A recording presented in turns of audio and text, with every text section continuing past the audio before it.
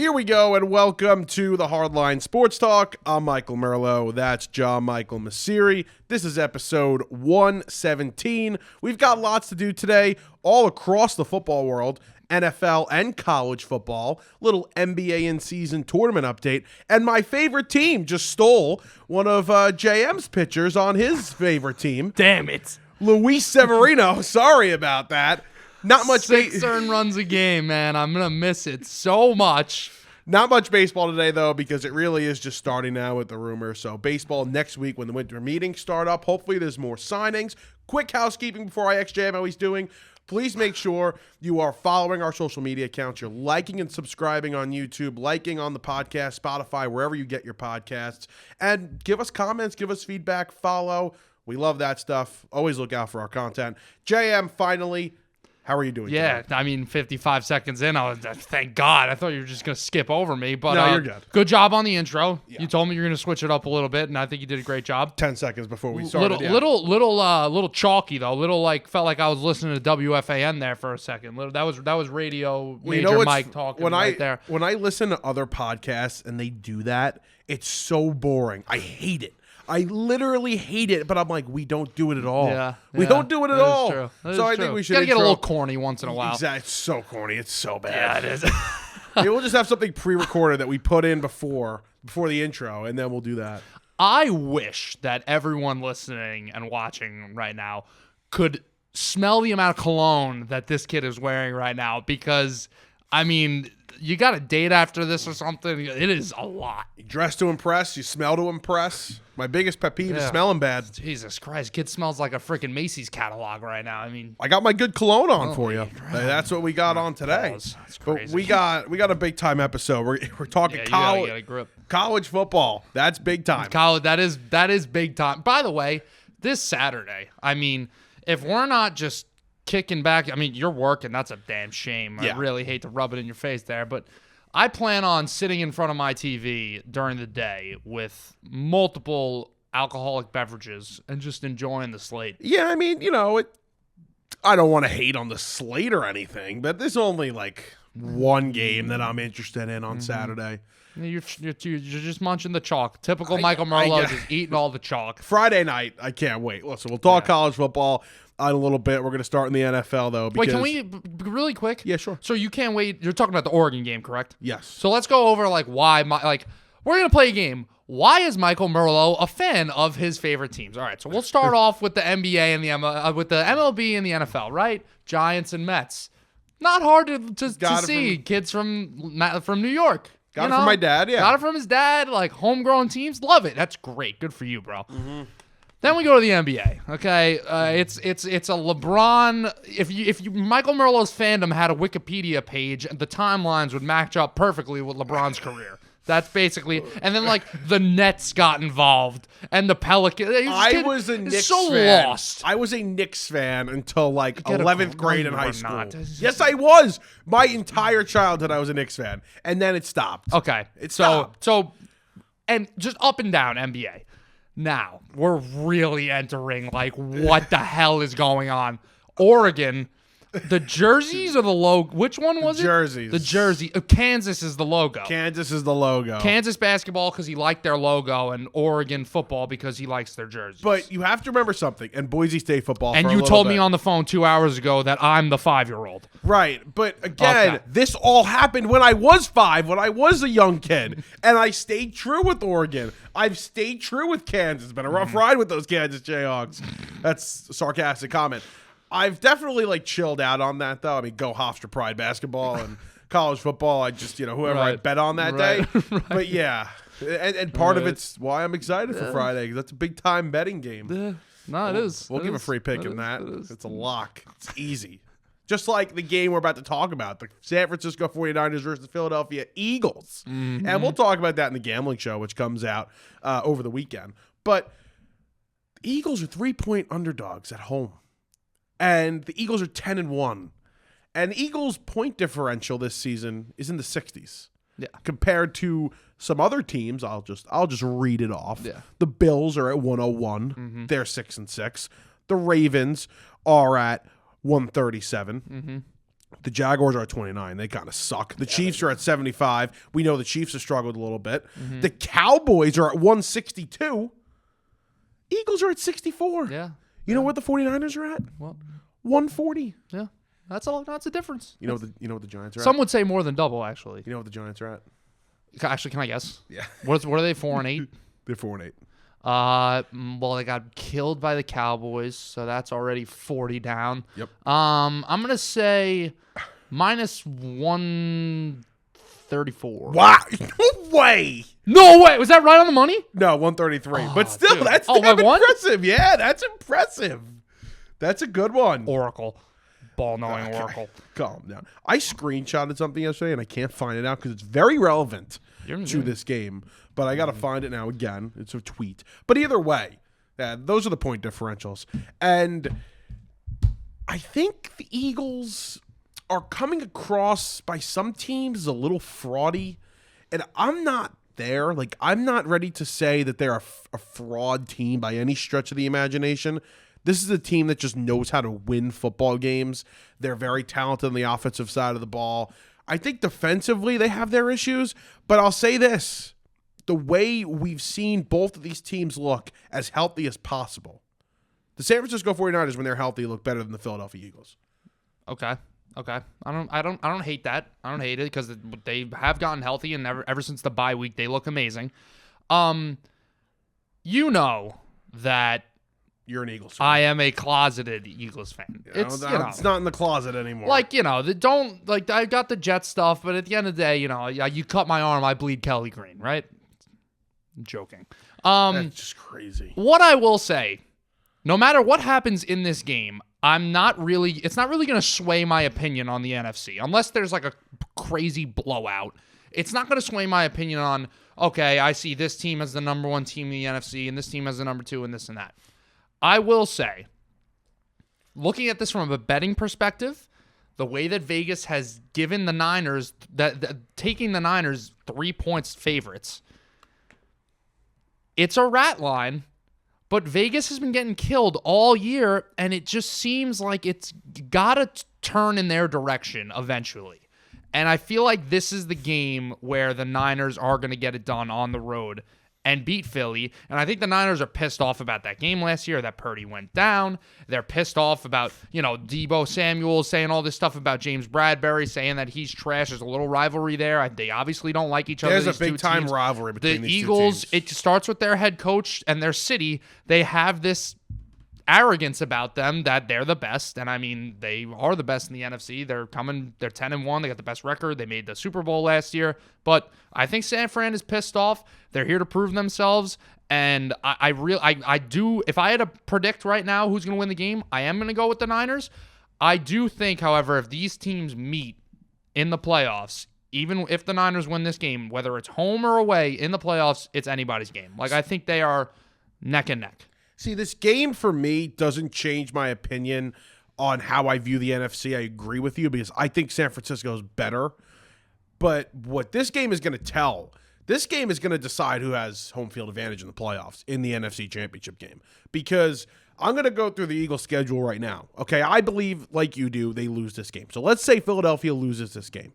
Historically, the last few years, they have not been good against the Dallas Cowboys. Yeah. And they haven't gone to Dallas and beat them. So next week after the San Francisco game, I think they lose that one. I think they lose to Dallas. I think they lose back-to-back weeks. When they lost last year, was that with Minshew? That was with Gardner. It was with Gardner, Minshew. Yeah. So I believe they lose this one in Dallas on Sunday Night Football. So now we're looking at 10-3. Right. The San Francisco 49ers might not lose a game the rest of the way. Their schedule is very favorable. So for me, I'm looking at this game as the winner of this gets the number one seed. I still think that, the Eagles' schedule is very favorable for them after the Cowboys game. Yeah. They got the Seahawks on the road. It's no cakewalk, but I think me and you are starting to, and other people agree that we're kind of out on the Seahawks. Yeah. And then they got the Giants twice. You got the Cardinals. So let's, you're winning the last 3 games of the year there.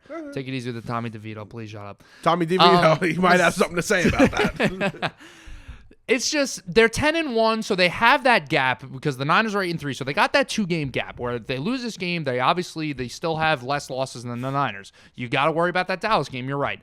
I don't know what the Niners' remaining schedule is. I know they got a couple more divisional games left, which those are always, on upset watch because teams in the division play each other all the time, and it always seems to end up being close games, and you see upsets in divisions all the time. So I wouldn't say that the winner of this game is going to get the number 1 seed, but if the Eagles win it, it's over. If the Eagles win on Sunday, they might as well just, tell Jalen Hurts, listen, by week 16, you're going to be sitting for the playoffs. Which would be nice for Tommy DeVito's playoff run. Yeah. The only other tough game the 49ers play is at home versus the Ravens, which is a fantastic game on Christmas Day at night. I was going to say Sunday Night Football, but I don't know if that's Sunday. Is it Sunday? Oh. Is Christmas on a Sunday? Okay, hold on. Wait, let's use our brains. No, I'm just going to look it up. No. So Sunday is the 3rd.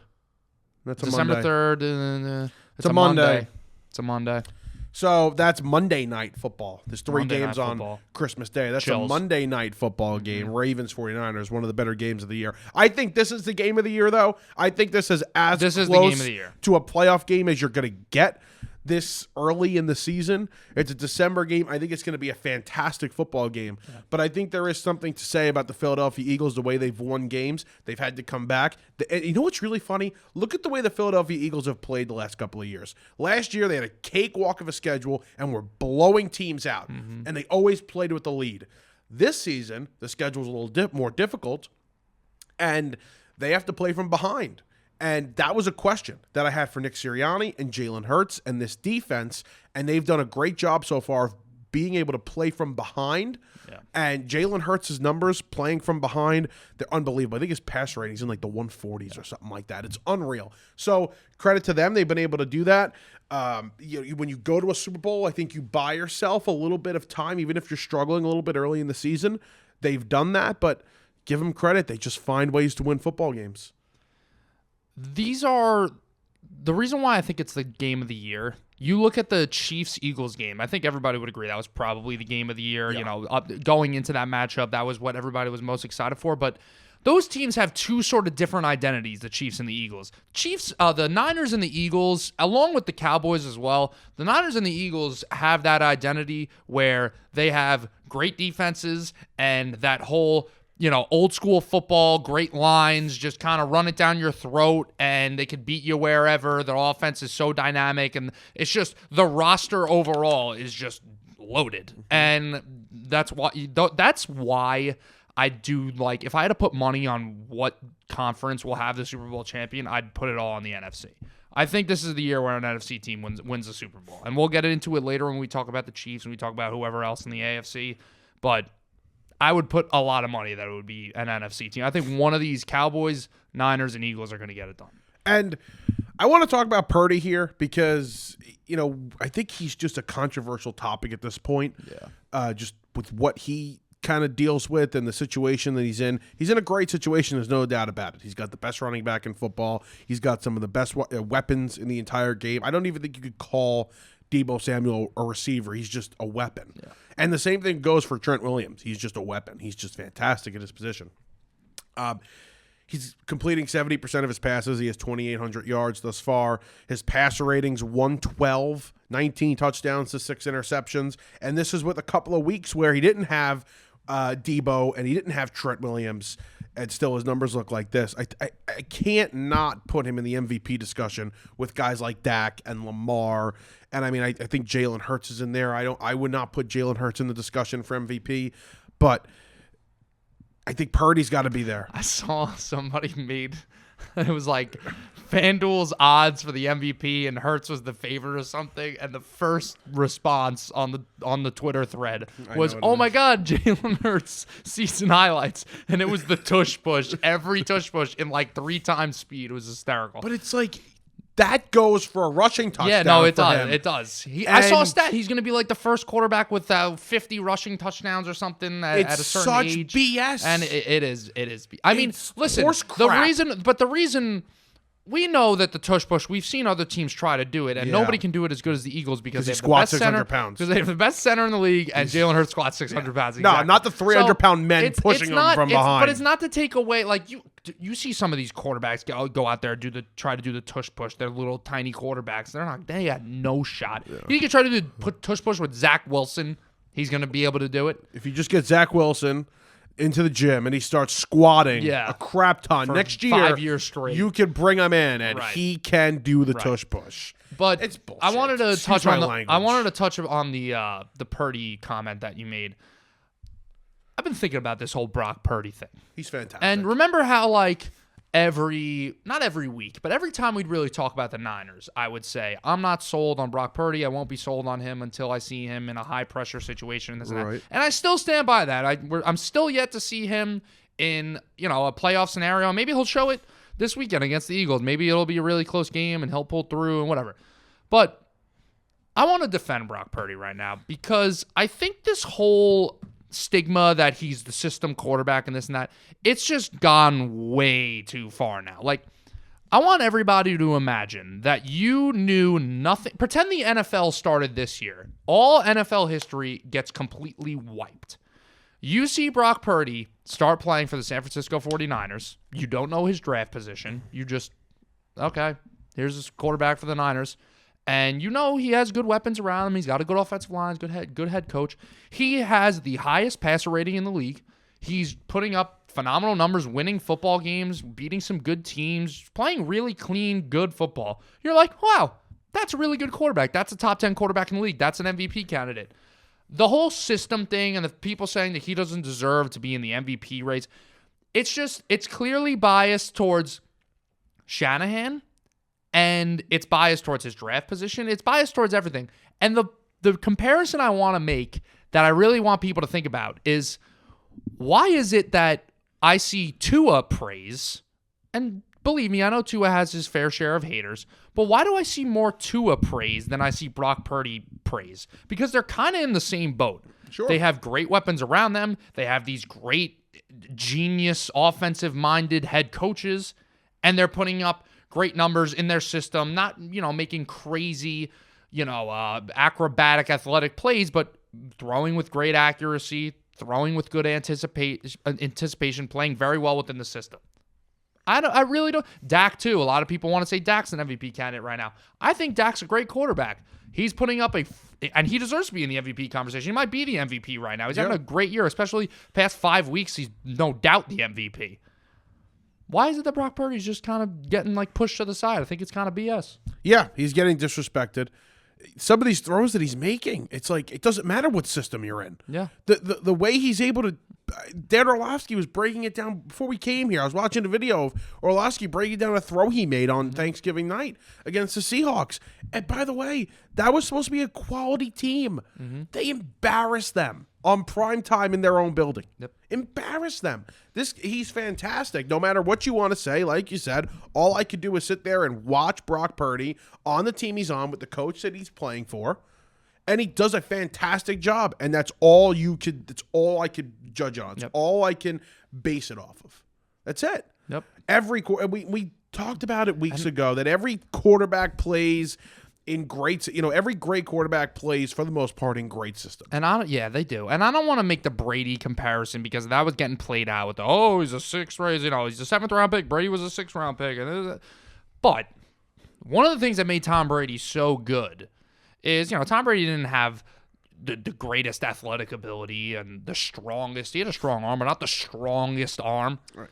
What made Tom Brady so good is his ability to read the defenses so well, and his ability to throw with anticipation and throw in perfect timing and put it in perfect windows. Brock Purdy, I was just thinking about that touchdown he had against Seattle on Thanksgiving night on that post route to Ayuk. That was a beautifully timed pass. He made it look easy, but that was not the easiest throw in the world. I hate to always use him as the example, but Zach Wilson's playing quarterback there. He probably holds on to the ball too long, throws it, and the safety picks it off. So throwing with anticipation and throwing perfect timing is a skill that sometimes goes overlooked. Yeah. All right, let's keep it in the NFC East very quickly because I think the Dallas Cowboys are a controversial topic at the moment. They are 8-3. They seem like they're the third best team, maybe fourth if you want to put the Lions ahead of them. But they seem like they're the third best team, in my opinion, They're third in the NFC at the moment. Yeah. But I think you have to have the same conversation about the Dallas Cowboys that you have about the Miami Dolphins, is that they haven't really beat anybody. They're blowing these teams out. I mentioned before their point differential is 162. They're dominating these bad teams, but They haven't played anybody real except for the Eagles and the Niners. Mm-hmm. And they played the Eagles real tough in Philadelphia, but they always play the Eagles tough. And they got boat raced by the San Francisco 49ers in San Francisco. Yeah. I think Cowboy fans, I think a lot of people will tell you they have to see them against one of these elite teams. And I think San Francisco is going to be their kryptonite. But maybe they can avoid them in the postseason. Maybe they can't. Well, San Francisco seems to have owned them in recent history. I mean, they knocked them out of the playoffs a couple of times. Twice in a row. And, they, like you mentioned, they killed them earlier in the year in San Francisco. I mean, I do believe that the Cowboys are for real. I think that, we always say there's same old Cowboys, this and that. They're gonna choke in the playoffs once again, and that could happen. And we could just be replaying the same movie over and over again. But I'll tell you, man, Dak's playing the best football I've seen him play in a long time, and that defense is just so freaking good. And that offense, when it's clicking, CeeDee Lamb is a top 5 receiver in the league this year. He looks absolutely fantastic. I think him, A.J. Brown, and Tyreek Hill have been the 3 best receivers in the league this year. And then, Tony Pollard's finally starting to get involved here. We're finally starting to see them unlock Tony Pollard. Mike McCarthy has finally stopped his football terrorism, like I like to call him. That's crazy. Him, Arthur Smith, the 2 headliners for football terrorists. But they're back. Mike McCarthy's back. But Mike, as much as I love to say the Cowboys are for real, if we're sitting here, if it's January 29th, not November 29th, and we're talking about a Cowboys-Niners, NFC championship or a Cowboys-Eagles or whatever, how confident are you going into that game about the Cowboys? I don't want to say I'm right all the time because there's a lot of things that I'm wrong about, but there's a lot of things I've been right about this NFL season that are now coming to fruition in week 12, okay? Or whatever week we're in, 13. Whatever the hell it is already. I can't believe how quickly it's gone. Each week blends in with the other. Exactly. So with the Cowboys, I was so high on them coming into the season. I mean, I loved it. Did I have them in the Super Bowl? I don't remember. I had them in the Super Bowl. What were you, the Cowboys, Ravens? I think I had Cowboys, Ravens. Yeah. So I was high on this team coming in. I see them against the San Francisco team. They get absolutely killed. Yeah. And I'm like, they're frauds. But they're blowing out these bad teams. I'm not going to get excited about this Dallas team yet. I have to see it against a good team. We're going to see them against Buffalo. We're going to see them against Philadelphia next week. We're going to see them against Detroit at some point, and I think they'll blow Detroit out because I think they're a little fraudy. Mm-hmm. But I agree. Dallas here, I can't say anything about them yet. I have to see it. Maybe it's just San Francisco. Maybe they can't beat San Francisco. And that'll be the difference between them winning the Super Bowl or getting to the NFC Championship game or just getting to the Super Bowl in general. That might be the difference. But I have to see it against a good team for me to sit here and tell you that they are in the class of San Francisco and Philadelphia. I can't say it right now. I mean, but what do we always say about Dak Prescott? Because I feel like that's the thing that everybody resorts to. Me and you have said that Dak Prescott is a quarterback you can win a Super Bowl with. Yes. So when you look at the Cowboys' losses over the years, how much blame of that is Dak Prescott? Sure, he didn't play his best football against the Niners last year on the road. We know that. He didn't play I honestly don't remember. I remember the game the Niners won 2 years ago with the whole running the QB draw and not having enough time to spike it. I don't remember exactly how Dak played that game. I think he played well. But it's not all on Dak. The whole team overall has not performed the way they should. Well, they lost in Philly, and it was not Dak's fault. He played a fantastic game. Mm-hmm. They're not great situationally.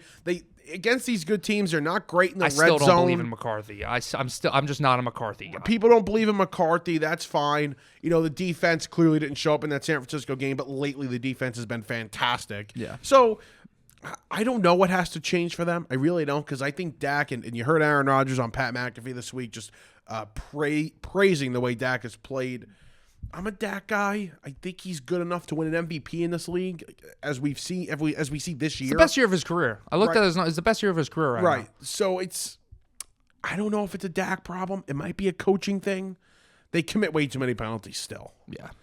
It's situationally. Yeah. So I just can't trust. I think that trust them yet. I think the reason why I'm using McCarthy here as the what am I looking for? The scapegoat? I don't know if that's the best word, but kind of the blame to put on McCarthy is scapegoat. You look at the way. I think the greatest assessment of coaching is consistency. You look at the way that this team is so up and down, and that they'll, I understand the Giants are not the same team as the Niners, but they'll beat the Giants 40-0, and then they'll lose 42-10 to the Niners. It's way too many big waves up and down, up and down. It's about making those waves, the peaks and the valleys, a little bit closer together, and I think that's got to be put on the coaching. A little bit. Moving on, though, from the Dallas Cowboys, Josh Allen is like a controversial topic in the football world. Yep. As the Dallas Cowboys are, as the Philadelphia Eagles are, Josh Allen's controversial. And I'm going to say something that you might not agree with, and I hope you don't agree with. I have not been – I don't want to say that. I'm impressed with Josh Allen and the way he's played this year. I think he's been great. And I don't give a rat's ass about the turnovers. A lot of them are not his fault. But even if he throws 10 picks a year, 12 picks a year, I'm not going to go crazy. This guy is an elite performer when it's not all on him and he's not trying to play hero ball and he's just playing his game like we saw in Philadelphia. He's arguably the best quarterback in the league. Yeah. And when he's playing the way he did against Philadelphia, he might be better than Mahomes playing like that. He's that good. He's a absolute weapon, the way he's able to run the ball, get into the end zone. Obviously, we know he can make every throw. I think Josh Allen is absolutely fantastic. I'm impressed with him this year, and I think the people saying otherwise are crazy. I agree. Okay. I think that he's playing just the way he needs to be. I think the interceptions, like I've given Josh Allen problems before because he does get sloppy sometimes, and that could cost your team a game, but Matt Stafford won a Super Bowl throwing 17 interceptions in a year.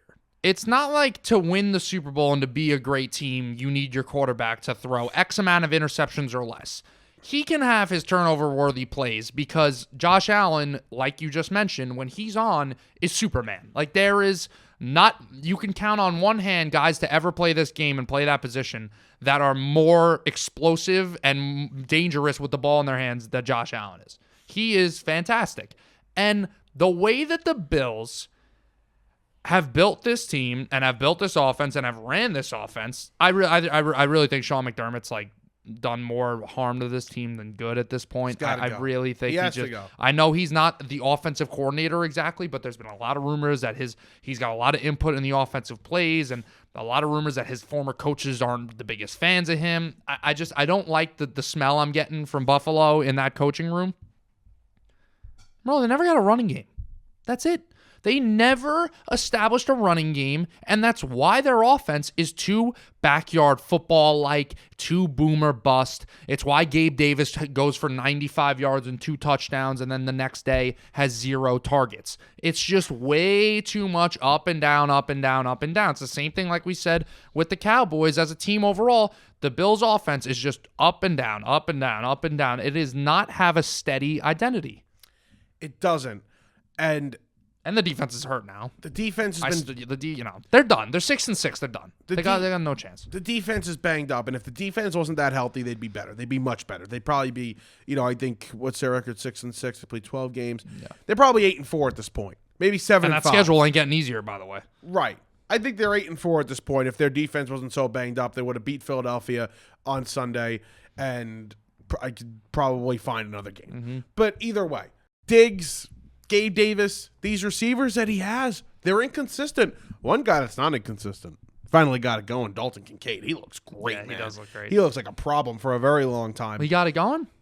What? He got it going. Yeah, he got it. Did I say that? You said he got it going, but what is it in this scenario? His play. He's got his play going. Okay, okay. I thought you he got it going. No need to get inappropriate here. This is a sports show. This isn't call her daddy or anything.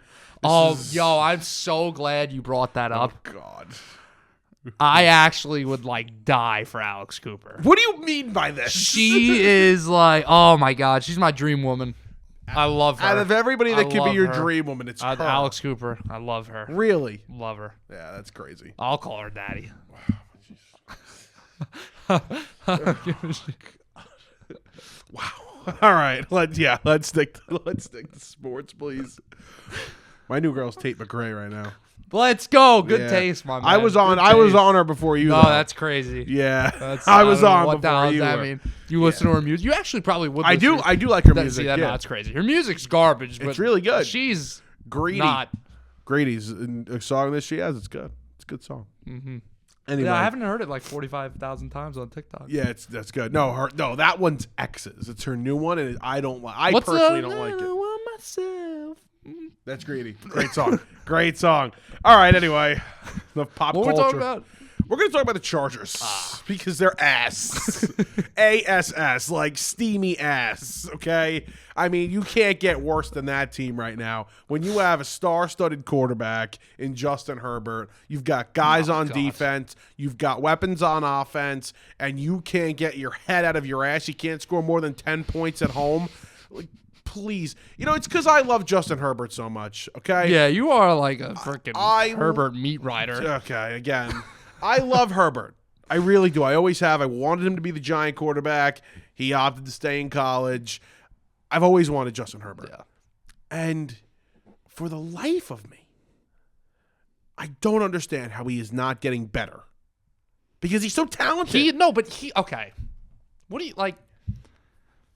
I don't think he's like he needs to get better. I think your just performance gets better as your team gets better and as your coaching gets better. He is great. I think if you put him on the teams, if he's an Eagle, Justin Herbert's great. I mean, I don't want to. They'd win the Super I don't Bowl. want to start getting. They'd win the Super Bowl. I don't want to start getting. They'd win the Super Bowl every year. No. Yes. They don't. Yes. He's not like that much better than Jalen Hurts. They don't just win the Super Bowl every year. Nah, they win the Super Bowl. You put that guy in that Okay, situation. he's whatever. My point is he's a great quarterback. But Great you're kind of quarterback. making my point. Like, yeah, you put him on a better team, he's gonna be great, and the team's gonna be great. Can It's just we get this guy a real coach? Brandon Staley. Like, if we switched, I really think if me and Brandon Staley switched, I think I would be better at his job than he would be at my job. Like, I think he's just this isn't a job. I don't get paid shit. But No. You can't be an NFL head coach. no, I can't be an NFL head coach, but he can't do anything. No, he's terrible. They got to fire him for the life of me. For Justin Herbert, please, for the love of God, he should have been fired yesterday. Yeah. Enough of Justin. I enough honestly Brandon thought Staley. it's overdue. I really thought Monday morning when Frank Reich got fired, I was like, oh, well, where's the Brandon Staley tweet? I really thought he was going to get fired. I had a thought about Ron. Did you hear my theory about Ron Rivera? No. I thought that they would have fired him after they lost to the Giants, but because they were playing on national TV on a short week, they couldn't fire him. It just wouldn't have worked. Oh, They okay. needed the coach for that game. Not a bad And theory, then but after that, they would've obviously fired it didn't him. happen. Yeah, I mean they probably should have done that, but they fired Del Rio instead. Either way, I'm you know sure when he'll get fired in the offseason. you know when Brandon he will. You know when Brandon Staley should have got fired? The day they shouldn't have let him on the freaking plane after they blew the 27-0 lead against the Jaguars. Yep. They shouldn't have let him on the plane. They should have left him in lovely Jacksonville. Or they could have left him on the plane after they choked against the Raiders 2 years ago. Those questionable, crazy calls Yeah, he was you could making. have done that too. Yep. So yeah, Herbert's. I guess you're right. You can't even say his development's hurt because he's already developed. He's a star quarterback in this league. His numbers are really good too. I didn't realize how good his numbers were this year. Yeah, 20 touchdowns, 6 picks, completing 66% of his passes. He's obviously fantastic. Just please get rid of this guy. I don't even know if bringing in Bill Belichick if that's who it's going to be. Stop with the Belichick. He's going to be a coach somewhere, and I think it's going to be the Commies or it's going to be the Chargers. So take your picking at who you want him to be the coach of. I think either one he doesn't. It's not just like, oh, Bill Belichick's here. Like, yeah, there's 3 wins tacked onto their total. I mean, as long as he's not. Look at the Patriots right now. Yeah, they're not winning shit. The problem with the Patriots is he's the GM, and he can't be the GM. If you're telling me he's the coach, I think we have to separate that. Say it. By the way, Mac Jones, say it. Say it. Yeah, no comments at this time. Say it, please. You got to say it. He's like say it. Mac Jones, because I got to watch a little bit Mac Jones this week against my G-men. He's got to be one of the worst quarterbacks I've ever seen. I mean, if I was talking crap about Zach Wilson, I got to talk crap about Mac Jones because he finally admitted it. He's bad. Listen, I'll take the L. I'll take the L on Mac Jones. Okay. You happy? Respect. Yep. You happy? Yep. Was that like the first? No. That was. I remember like a really early episode us arguing about Mac Jones. I've defended Probably like 100 episodes ago. I've defended Mac Jones a lot. Yeah. I really thought he would be something. I really did. Mm-hmm. And you look at that rookie year. He was not bad in that rookie year. He got some votes for rookie of the year that year. I think Chase won it. Right. I'm going to look up his numbers right now.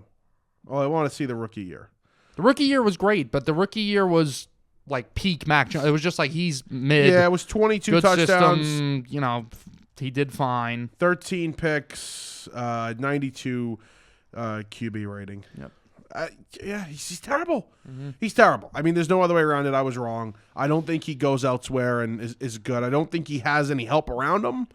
I don't think he's in a good system at the moment, but I don't think he goes anywhere and is successful. I think he's just a broken guy. All right. Your Jets here. We're going to argue a little bit about New York Jets as they've opened the practice window for Aaron Rodgers, which is just mind-boggling to everybody. Was it 78 days? Oh, well, yes. Since he tore his Achilles, if he actually tore it. Please. Yeah, no, those people are crazy. Love conspiracy theorists. Yeah. No, he didn't tear. Publicity stunt. He didn't tear his Achilles. He actually didn't tear the Achilles. Sprained his ankle. That's why his calf popped. Yeah, we all saw it literally pop. On fire. Yeah, but he's back practicing. And JM, you disagree with me. I think if he is put on the field, if they put him on the football field, okay? You come back and practice, whatever. I don't give a rat's ass. You practice, do whatever you want. If they put this guy on the football field, everybody should go.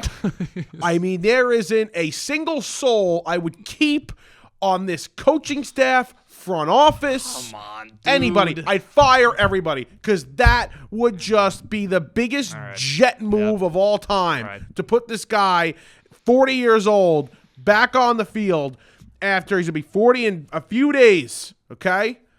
Put this guy back on the field after tearing his Achilles. I don't.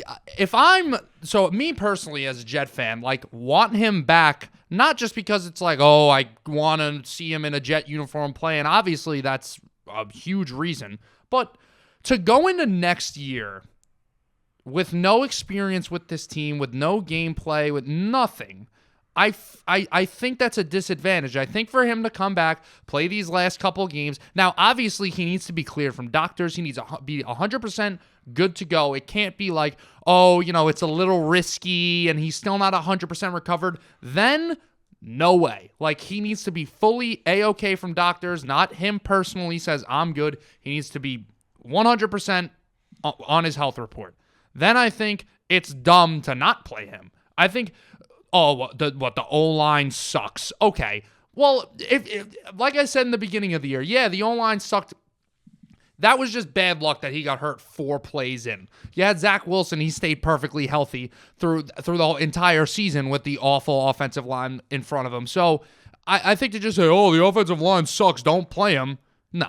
And also for Rodgers' sake, the guy has worked his ass off doing record timing to come back here.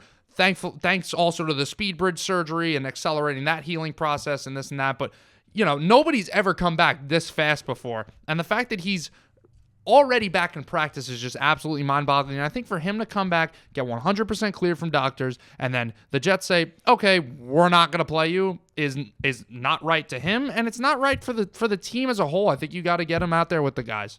And we're back to why I've always hated Aaron Rodgers.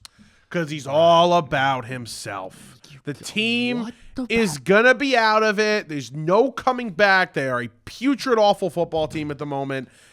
They have one of the worst offensive coordinators I've ever seen in my entire life calling plays at the moment. Okay? And a terrible offensive line. This might be the stupidest thing you've ever said on the show. This might be the dumbest thing you've ever said. And you're going to bring this guy back. So Hold on, no, I didn't get to the point why he's the worst human being in the world. Yeah, keep going. All he gives a rat's ass is about himself. Right. He only cares about himself. The stupidest point I've ever heard. And that's why he wants to come back. He wants to prove people wrong. And he said he wants to prove people wrong. He doesn't care about coming back for the team. If the Jets were in it and he was fighting to come back and the Jets had a chance to go to the playoffs and he was cleared 100% by every doctor, go ahead. Go play. It's a great, miraculous story. He wants to come back for one reason, for himself and to prove people wrong. And for me, that just shows his selfish behavior once again. It's not about for the team. If he comes back, it's not about coming back for the team. There is no reason whatsoever to risk this guy possibly hurting something else or hurting the Achilles again when next season is going to be the year you have the best chance in your franchise's history, other than the year you actually won the Super Bowl, to win the Super Bowl. Why even contemplate risking, even if it's a 0.05% chance of risking that for next season? Why in the world would you risk it? For nothing. First of all, if he gets hurt in December, the season doesn't start until September, so he could tear his Achilles again and come back and be ready for OTAs. That'll be good. That'll be good. The 40-year-old tearing his Achilles again and having to work with a weaker leg at 40 years old. So what's the difference if he is 100% has full mobility, cleared from doctors? What's the difference from him coming back in December versus September when he's going to be 100% at either time? There's no difference. Are you a doctor? Do you understand fully how the Achilles works? Do you know better than the doctors? Say, no, don't clear him yet. It's been too soon. No. There's no reason to risk anything. And wait, let's dive into this crazy quote you just spilled out where he's a self-centered prick or whatever you said. I didn't say that. I just called him selfish. What you implied. Don't put words in my mouth. So athlete comes back from injury in record time and constantly says on a TV show every week that he misses his teammates, he misses being around the guys, he feels bad that he's not out there for the fans, and says nothing really about himself and, oh, I'm the greatest ever and this and that. All he says is, okay, yeah, give me all the doubters, give me this and that, because he does have a ton of doubters. So he comes back when his team isn't even in it and wants to play. That is being self-centered. Yes. To me, the opposite, it would be if somebody was healthy, came back, and their team was out of it, that would be a guy who doesn't care about the team, where they would say, oh, you know what, I don't even want to play, we're not even in it, there's no point. That, to me, would be the self-centered guy and say, who the hell is he? Who cares if his team's not in it? He should be with the team no matter what. He should treat every game the same. He should be out there with his teammates. That is self-centered. You're really saying the guy's a selfish, all he cares about is himself when he's working his ass off every single day to come back. Oh, yeah. Come back for the team for what? For the fifth-string offensive lineman the receivers that suck outside of Wilson? Who cares if it's for him or if it's for the team for why he's working so hard to come back right now? I don't care if he looks at himself in the mirror every night and starts making out with himself. As long as he's coming back to the Jets and working hard to be the Jets quarterback, I don't give a crap what he does in between his rehab assignments and what he says on TV. And by the way, he hasn't said anything controversial on TV except about making vaccine jokes, which are hilarious, by the way. He wants to come back, and the first thing he said when he went on McAfee after the surgery was, I'm going to prove everybody wrong. He wants to prove his doubters wrong.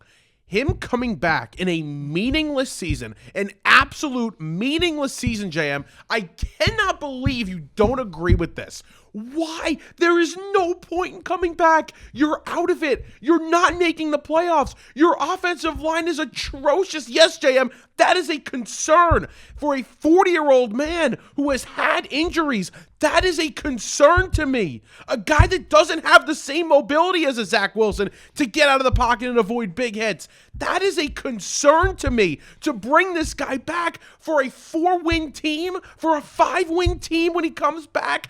Come back in September with your leg fully 100% rehabbed, 100% at strength, 110% at strength. Do not come back to play 2 games against the Commanders and whoever else it is. I think it's great for the team. I think it's great for Rodgers himself, for him to come back and play a couple games and going into next year and not deal with the BS of, oh, well, we still haven't seen him as a Jet. We saw 4 plays. Instead, we could say, oh, you know, the last couple weeks, maybe he wins a game. Yeah. Maybe he beats New England on the road. And now there's all this great buzz around this team going in next year. Beating the 2-15 New England Patriots. Yeah, who cares? Beating the 2-15 New England Patriots. Who we haven't beat in 8 years. We haven't beat them. We're 0-15 in our last 15 games against them. Yes, it would mean something to beat them. Just like you guys with the Cowboys. Winning that game would actually hurt you guys because it just puts them closer Oh, to Caleb Williams in that last spot. Okay, all right, mister. You beat the Patriots the other day. You know, all these Giants fans that are upset about this, I don't care. Look at all these quarterbacks that got picked in the top 3 over the past 10 years. None of them are that great. That was you the other day. But, of course, if it's the Jets, no, they're idiots. You're supposed to tank. No, the Giants can win with Tommy DeVito. That's all right. But God forbid we mess up our draft position.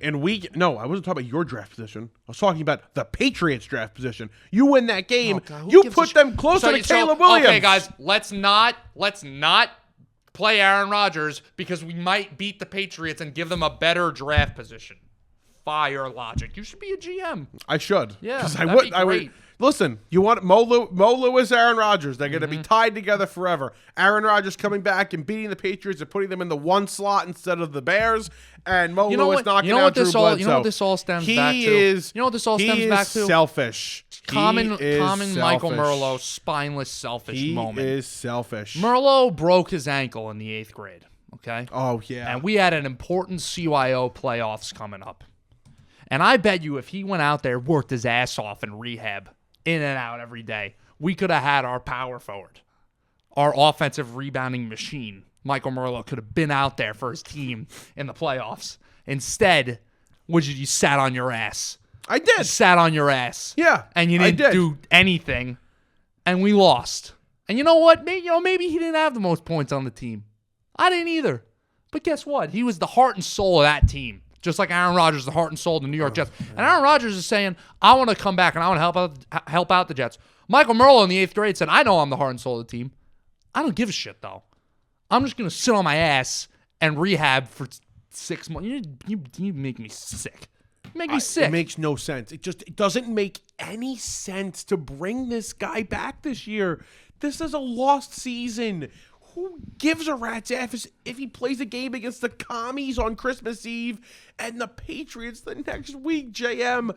If they bring him back and he gets hurt, everybody fired. Okay. Not a single soul left with a job or a home. Fire and make everybody homeless because that's how stupid of a decision it would be. And by the way, Aaron Rodgers, the GM, sucks. Okay, you want to go over the guys he's brought in? Please. Come on. Aaron Rodgers, the GM, sucks. I'm back on hating Aaron Rodgers. And by the way, this whole thing that Rodgers, the GM, I don't think Aaron Rodgers was like, hey, Jets, you guys should sign Tim Boyle. Oh, I'm fully convinced, and I read something yesterday. There are people in the NFL that believe that Aaron Rodgers easily has the most power out of any player whatsoever in the NFL well, today. He is the greatest player to ever play the game, so that's he's definitely not the greatest player to ever play the game. He's the greatest quarterback I've ever seen throw football, and I said that when he was a Packer, not a Jet. So you let this guy infiltrate isn't it crazy? Team. The Jets hire Robert Saleh from the 49ers, and then that offseason they sign a bunch of 49ers players that have played defense for the Niners or just been on the Niners in general or been in the Niners system. But then they hire Nathaniel Hackett and get some former Packers. And yeah, sure, maybe Randall Cobb was a throw-in guy for Rodgers. Hold on. You really think it's all Aaron Rodgers? Nathaniel Hackett didn't want these Packers guys. Hold on. Alan Lazard, he didn't want him. Yeah, that's all Rodgers. Before they got Rodgers. Hold on. Okay. Do not bring up Nathaniel Hackett's name with any authority whatsoever. Right. Nathaniel Hackett is a joke. An absolute utter joke. He has zero creativity, and he's an Aaron Rodgers merchant. And yeah, 100% agreed. Do not say that he made these decisions to bring these guys over because the decision to bring in are so Hackett, full of shit. You're not in the building, so you don't know who's making the decisions. You're just saying, "Oh, Aaron Rodgers, the GM. Aaron Rodgers, that." You don't know anything. How do you know it wasn't Nathaniel Hackett? They signed Lazard before they got Rodgers. Yeah, but it was, Yeah. They You were in the Jets group chat. And Aaron Rodgers saying, "Hey, Joe Douglas, I know I'm going to be there soon. Sign Lazard for me so he's there when I get there." They brought Hackett in there to get Aaron Rodgers. It's clear because if they brought Nathaniel Hackett in to run any sort of offense without Aaron Rodgers, whoever made that decision should also be fired because Nathaniel Hackett sucks. Clearly sucks.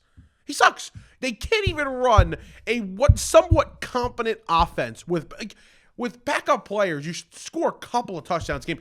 They make it impossible to score touchdowns. it's on the quarterback play. Sure, it sucks, but it's also on coaching because I see some really bad quarterbacks playing in the NFL right now. And by the way, the game at the moment sucks. Football sucks at the moment with the amount of bad players we see playing. Kind of suck right now. There's too much defense going on. And Nathaniel Hackett cannot figure out ways to score touchdowns with backup level players. You should still be able to do that, the bare minimum. And he's incapable of doing that. Okay. They would have every right to fire Nathaniel Hackett right now, but they won't. Because of Mr. Rodgers. Mr. Rodgers doesn't want him to go. So we got to listen to Aaron. You hear Robert Saleh speak the other day? When they asked him, do you want to change play callers? He paused for 15 seconds. Of course, he knew he was getting that question because the offense is terrible. He knew he was getting that question. He paused and he said, that's discussion for another day. Yeah, that's a really long answer. That. Do you know why he said that? Because he knows that Nathaniel Hackett is here because of Aaron Rodgers and they can't get rid of him. Robert Saleh is a smart guy being dragged in the mud by Joe Douglas and Aaron Rodgers. Signed Nathaniel Hackett before Aaron Rodgers even went in his freaking darkness retreat. You really think the entire reason why they got Nathaniel Hackett was to lure Aaron Rodgers over here? I'm fully convinced. I'm sure it had something to do with it. I'm sure maybe there came down to a couple candidates and they said, if we could get Rodgers, I'm sure Hackett would be a real nice guy to pull over to pull Aaron over here. You really think they were just like, all right, guys, we don't care how this interview goes. We don't care what philosophies he has. We are hiring this guy to bring over Aaron Rodgers. If that actually happened, I don't even want to say fire everybody. Delete the franchise. I mean, just relocate everything. I'm fully convinced that's why the Broncos signed him. Why? Would you have a conversation with a guy at a bar or something? I'm fully convinced that the Denver Broncos hired Nathaniel Hackett to lure Aaron Rodgers there. You can't just make these assumptions and then be like, fire everybody, this and that, just make ultimatums off of stupid conspiracy theories. How about this, JM? You're literally equivalent to that crazy guy on Facebook with all these ridiculous conspiracy theories. That's you right now talking about the Jets. JM, if they hired Nathaniel Hackett without the idea of Aaron Rodgers. I don't know if they did. No, if they did that. If they're saying what you said, they would have hired him either way. Then they should really be fired. Yeah, then everybody should be fired. Yes, I did. I just said that. Then yes, everybody correct. should be fired Mm-hmm. because that's a bigger joke than anything else. That is a joke. Yeah. That's how bad this guy is. Yep. That's how bad Hackett is. He's a hack. He's terrible. Nice pun. No football. Move on. By the way, are you looking at this right now? Yeah, audio. We were yelling. Jesus we Christ. were yelling. We have the mixer in front of us with the audio levels. That last 10 minutes is just Jesus. I'm sorry to everybody's eardrums. Screaming match. We're gonna do a little play calling here. We'll scrap NBA. We're gonna go right to college football because I'm guessing this is long right now. Yeah. All right. So we'll go right to college football here as championship weekend is upon us. Yeah. We've got some great games. Georgia, Alabama. Friday night we've got Oregon versus Washington in Las Vegas, and that's where we'll start. We're in chronological order here. Oregon lost to Washington in Washington by a field goal, and that was a fantastic game. But JM, the point spread's 9.5 in this game. That's great. On a neutral field. Mm-hmm. They're telling you exactly what's going to happen. Listen, you got to give credit to Michael Penix. He's had a fantastic year. And he's going to get drafted, I think, very in the top 15, top 20 for sure. He's an older guy, but still, he'll get drafted by somebody. Yeah. I think their perfect season is going to end. I think it's going to be crashing down on Friday night in Las Vegas. I agree, and I think that I understand the spread because I think in college we see this a lot where we'll see a team like Washington that, they've got Penix, they've got the receivers, and they're playing, some sexy football. They beat Oregon, like you said, by a field goal earlier in the year. I think this is just going to come down to mass versus mass and who can block who and who could push who in either direction. And I think Oregon clearly has the advantage there. So I get the spread. I know you're going to be on Oregon. I don't know if that's bias or not, but I know you're going to be on Oregon to cover this. I'm assuming that's your 9.5. That's my biggest bet of the weekend. But yeah, I think Oregon wins here. They get into the Final Four with this win. We're going to get into the rest of the playoff, but one team in each Power 4 or Power 5 is Yeah. going to be represented here, and I think Oregon's going to be the one representing the Pac-12. The Pac-12 was good this year. I mean, they had a lot of good teams, and they sort of died down at the end. USC was bad towards the end. UCLA lost a couple of games they shouldn't have. But Arizona was very good. Yeah. Washington, obviously, Washington State had a nice run. Oregon State was really good, too. Their coach just got hired by Michigan State. So there were a lot of good teams in the Pac-12, but it's not like usual where the Pac-12 would just get left out because the conference was weak. It was a strong conference this year, stronger than the ACC, in my opinion. I think you can make the argument it was stronger than the Big 12 as well. Yeah. But definitely the winner of this conference has to get in with just the play overall in the conference and the play of these two teams. I want to read you this. These are some hypothetical college football lines, okay, from a bookmaker. So we'll start with Oregon right now because we're on the Oregon and Washington train. So if Oregon played Georgia right now, the spread would only be 1 point in favor of Georgia. If Oregon played Michigan right now, the spread would be -2 in Oregon's favor. If Washington played Georgia today, Georgia would be 10-point favorites.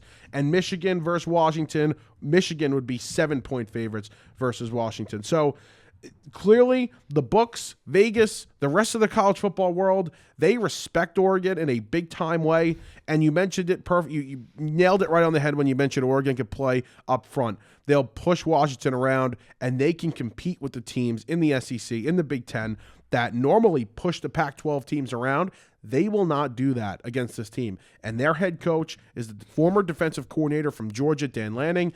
He has done a great job with this team. He's got them prepared. He'll have them prepared. They're going to win this game, and I think they're going to win the national championship. Well, that's a pretty bold statement out of you there, Mike. Yep. I mean, I hope it happens for you because, they do have great jerseys, and I think if they do win, that you should wear the jersey, maybe order one. I don't have one. I don't plan on ordering one. Okay. But, yeah. By the way, Oceanside ripped them off. I mean, I know we kind of ripped Michigan off, but don't worry about that. How did Oceanside? Oh, Oceanside ripped them off. Oceanside ripped Oregon off. Oceanside's a bunch of pansies. Yeah. Okay. Nobody likes them. Nobody likes that football team. Yeah. Anyway. Yeah. All right. Let's get to what people like. And by the way, we could argue for an hour on this. You're one of those people that wanted the expanded Let's playoff. do a 2-hour podcast right now. You are one of those people that wanted the expanded playoff. I was always against the expanded playoff. I would have went to 6, maybe 8 teams. I was okay with that. Well, I never wanted 16. 12 is a lot. 12's a lot. It's a lot. If it was 8 right now, though, that'd be great. I never said 16. I said I was okay with 6 or 8. I said 16. You said 16. Really? Well, I was like, disagree with my old self if I would like 16. No, but if it was 8 right now, it'd be perfect. I don't think so. Let's get into it, though, because this is the fun part, and this is what we're going to be missing next year, or whenever it starts. I think it's next year. It is. This is what we're going to be missing. This debate, this crazy, crazy debate of who's going to get in. So right now, college football playoff rankings as of November 28th, Georgia, Michigan, Washington, Florida State. Ooh, slow down. Georgia's 1, Michigan's 2, Washington's 3, Florida State's number 4. Oregon's number 5. So basically, let's just get this out of the way. Winner on Friday night goes to the playoff. Mm-hmm. Right? Oregon wins, they're in. Washington wins, they're obviously in. Okay? Yep. We're good with that? Cool. We're good with that. I'm good with that. Michigan, doesn't matter how much they win by. Okay. What? One more time. Go back. What? Say what you just said. I got a notification on the computer, and I might have missed one thing you said. Winner of Oregon, Washington. No matter they're what, in. they're Yeah, 100%. They're in. My bad. Okay. Didn't mean to ignore you. Michigan, no, they could win by 1 point. They're going to be in the playoffs. Michigan they're wins, in. They win. Undefeated, I'm Big Ten champions. Calling it right now. In. They're going to win the game. Okay. Yeah. No. They're going to win the game. I don't even 23-point favorite in Michigan. That's a bold statement. Calling it right now. I don't. I meant like we're not going to discuss an alternative if they don't win the game. Michigan's in. So Michigan and Pac-12. I hope they lose now. That'd be great. Okay. I'm going to write it down. Michigan and Pac-12 in. Okay. Yep. No way 2 Pac-12 teams get it. Right. Zero Only chance. 1 Pac-12. Yes. Okay. So now this is where it gets tricky. Alabama's 8. They play number 1 Georgia. Mm-hmm. So the chaos scenario that people have been talking about for the last couple of weeks is what if Alabama beats Georgia? what happens? Because you already have a Pac-12 and Michigan. You have a Pac-12 and a Big Ten in there, no matter what. You already have 2 spots taken care of. You have to have an SEC team. Yep. So I'm writing SEC in here too now. So now I have 3 spots already gone by 3 conferences. Yep. Okay? SEC's in, Michigan's in, and Pac-12. Because if Bama wins, yes, they got the loss to Texas, but they got the win against Georgia, which alone should get them in. They beat, Ole Miss. They beat LSU. They beat Auburn, which Auburn's not great, but they're in. If they beat Georgia, they're in. Here's the question I'm going to ask for you. Okay? Yes. And you'll see in my visual here. Let's say Awful handwriting. Let's say Georgia loses. So Georgia's a 1-loss team. They're a 1-loss non-conference champion. And Alabama wins, but Texas wins also. Bama's here at 8. Texas is here at 7. And Georgia's all the way up here at 1. How do you get these 2 ahead of number 1 Georgia? But how does that happen? I think Georgia's got to be out, because if you want to use that logic, then if I'm Ohio State, I'm saying, whoa, where am I then? If you're going to apply that logic to say, you say Georgia bounces out, they lose to, or you say Georgia loses to Alabama, they still deserve to be in. If I'm an Ohio State fan, I'm saying, well, we had 1 loss, and it was to Michigan on the road in the Big House by less than by 1 score. So if you're going to apply that logic, I think then Ohio State should be in. So, I think the biggest thing about the college football playoff that needs to be addressed is, we say it in sports all the time, what have you done for me lately? If you have 1 loss versus other teams have 1 loss, but you're a team like Alabama, I'm just using them as an example, they lost week 3 of the college football season, I'm going to take a week 3 loss over a week 13 or whatever week it is now. So I think the biggest issue, there's 2 big issues the committee has right now. Okay? Number 1 is Texas. Because Texas has the win in Alabama, yes, in week 3, but they went to their house and beat them, okay? You cannot take that away from Texas. And they have them ranked ahead of them. And they're most likely going to have a conference championship, Big 12 conference champion. They're going to be at 7. They're going to jump. Obviously, they win this game. It's so confusing, because then we haven't even talked about Florida State, who lost Jordan Travis, their starting quarterback. And if the committee is committed to doing what they say, and that is putting the 4 best teams in the college football playoff, they have to sit there and look themselves in the mirror and say, are the Florida State Seminoles one of the 4 best teams, even though they're 13-0 and the ACC champion? Are they one of the 4 best teams with their backup quarterback, and do they deserve to be in the college football playoff? Because by this logic, and we both agree on this, they could be 13-0. They could win against Louisville on Saturday. I don't believe they should be in. Me neither. I think listen, hats off to them. Great season. It's unfair. We'll put you in a good bowl game, but if they get in, they're getting steamrolled by whoever's number 1. And that's the problem. You're putting a team in that is not as good as these teams. Yep. And you're basically giving, if it's Georgia, you're giving Georgia a cakewalk game in the first game. My scenario is, I'm giving my 4 here, right? And I'm forecasting what's going to happen in the games on Friday and Saturday. I'm going to say that Oregon wins. So you have Oregon. I have Oregon. I got Michigan winning. Michigan's in. I got Georgia beating Alabama. Okay. Georgia's in. That last team, okay? Texas beats Oklahoma State. Ohio State, they don't even have a game, correct? No. Ohio State's done? Yeah. I think it comes down to Texas or Ohio State. I think Ohio State deserves to have their hat in the ring here. Because if I'm looking at both these teams, Texas versus Ohio State, and everything I said that's going to happen this weekend happens. Texas, 1 loss. Ohio State, 1 loss. Texas, Big 12. Ohio State, Big 10. You could argue with which one's better. I think a lot of people would agree Big 10's a better conference. Ohio State's got some pretty good wins under their belt. That win against Notre Dame earlier in the year, yeah, sure, Notre Dame didn't end up being as good as we thought they were going to be. Still a pretty damn good football team on the road as well. Great win for them. The Buckeyes have 1 loss on the road in the Big House, maybe the toughest place to play in the entire college football landscape. Less than a touchdown. That's a big rivalry. They haven't been able to beat them over the years. What is it, 3 in a row now? Michigan's won. Mm-hmm. I think I'm Ohio State. I say Texas loses to Oklahoma, their rival, and they were home. That's a classic college football rivalry. That's a game that they should have won. They were probably favored a little heavier. And I know they were favored heavier in terms of spread in that game. I'm Ohio State. I lost to my rival, my conference rival, my biggest rival that I have in my program's history, who are a better ranked team. I was on the road. I wasn't favored. I was the underdog in the game, and I lost by less than one score. It's really tough. I think I should be. I think that Ohio State should be the fourth team in over Texas. Alabama's gone if they lose to Georgia. They're done. Washington loses to Oregon. They're done. If I'm Ohio State, I got a pretty strong argument to get me in. And Florida State, I don't want to just push Florida State to the side. They win 13-0 season. That's great. ACC, that's my problem. ACC, backup quarterback, and I don't want to take it away from them and say, well, that's unfair, so we lose our quarterback. We're just supposed to not make the playoff now? If, like, you were watching that Kirk Herbstreit tweet while we were on break, he said the college football committee's the college football playoff committee, their job is to put the 4 best teams in the playoff.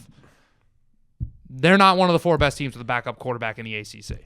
Ohio State, the teams that have a harder strength of schedule according to ESPN that I'm looking at right now. Indiana, Rutgers, Florida, Michigan State, Ole Miss, and then it's Ohio State. Yep. So they have played one of the tougher schedules in the entire country, and they're not going to be in.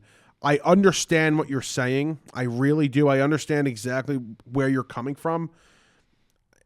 It's so difficult because then I can ask you this. Oregon has 1 loss. It's to Washington, which they're not being punished for. They're not being punished for that loss. But I believe that Oregon can be punished for their wins. They don't have many great wins on the season. And again, the Pac-12 was better this year. 100%. It was a tougher conference, but they don't have one of those standout wins. They don't have a win in South Bend like Ohio State does. Yeah. They don't have that. Yeah. So it is really difficult. They don't even have a Penn State. Yeah. Going to Penn State and beating a Penn State, they don't have that win. It's really difficult. And Florida State's another conversation that has to be had. I think Florida State and Texas are the biggest issues here. I think it's crazy to just not put Ohio, not even consider Ohio State. I think it's unfair, and I understand. They didn't make it to their conference championship. They played Michigan. It's just the way the Big Ten is built. It goes east and west, correct? So stupid. Just because they were in the conference of their conference and they lost to Michigan, who's clearly the best team in that conference, that was really the conference championship. Iowa, Michigan is not the Big Ten championship. Michigan, Ohio State was the Big Ten championship. I think it'll be Georgia, Michigan, Oregon, and Texas. That's my 4. That's what I think it'll be. And I think Texas gets killed by Georgia versus I think Ohio State would give Georgia a tougher time. Yes, we saw that last year too. Yeah. What happened last year?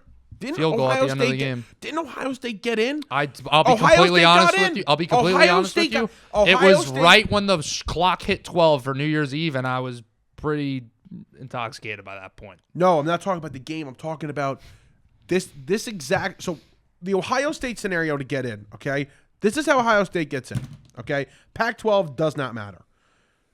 Georgia wins, Michigan wins, Pac-12 in, Texas loses, Florida State loses. That scenario, not exactly because it wasn't as difficult, but the scenario for where Ohio State was able to get in happened last season because they got in without beating Michigan and without getting in the Big Ten championship game. So they need that to happen. And I don't think the committee regrets that decision. They put up a great fight. It was a fantastic game. They had a game-winning field goal. They almost beat Georgia. Yeah. It was a low spread too, and that wasn't a great Ohio State team. And they had Stroud, and Stroud was amazing in that game. Yep. But yeah, it's going to be interesting to see what happens. I'm excited. My prediction is Georgia, Michigan, Oregon, Texas. Jam, you're right. You're right about Ohio State. My prediction. Well, I don't want to say my prediction.